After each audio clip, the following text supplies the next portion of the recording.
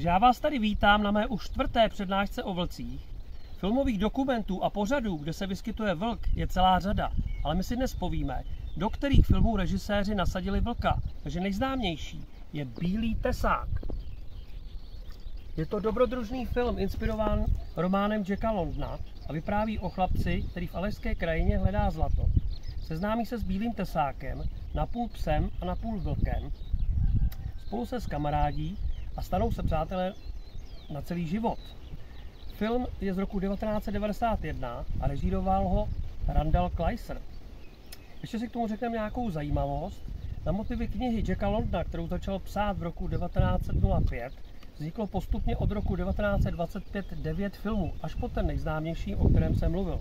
A dokonce byl sfilmován i dětský animovaný seriál. Další film, který pojednává o vlcích, je film z roku 2011 Mezi vlky. A vypráví o skupince z těžařské společnosti, kteří se vrací přes Aljašku letadlem. Jejich stroj ale havaruje a oni se usnou v zimní pustině. Vydají se proto k lesu, aby se dostali k nějaké civilizaci.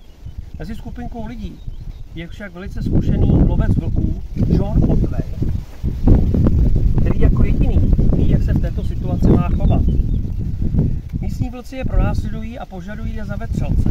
Nechtějí sníst, ale chtějí je lovit, protože se vyskytují v jejich teritoriu, které je 30 km vzdáleno od doupěte. A pokud by se jim podařilo od toho doupěte vzdálit, vlci by je nechali na pokoj. Ale ani samotný John Otway neví, kde se doupě nachází a jakým směrem se mají vydat. Tak vlci v noci pošlou na ně vlka Omegu. To je takový nejslabší článek ve skupině, takový otloukánek. Samozřejmě skupinka ho zabije, ale vlci postupně začnou zabíjet všechny členy, až zbyde jenom samotný John Otway. A ten pak se rozhodne na konci filmu s vlky bojovat. Je krásně zpracovaný a hlavní roli si zahrál oblíbený herec Liam Neeson. Ještě je dobré zmínit jeden film z roku 2018 Alpha, který vypráví o mladém lovci z doby ledové, který se vydává na svůj první lov, zraní se a jeho kmen ho nechá na pospas osudu. On však potká mladého vlka, kterého nechala smečka, přátelí se s ním a začnou se spoléhat jeden na druhého. Musí se však dostat do bezpečí, než přijde vražedná zima. Tak a to je z mé přednášky všechno. Já doufám, že se vám moje přednáška líbila.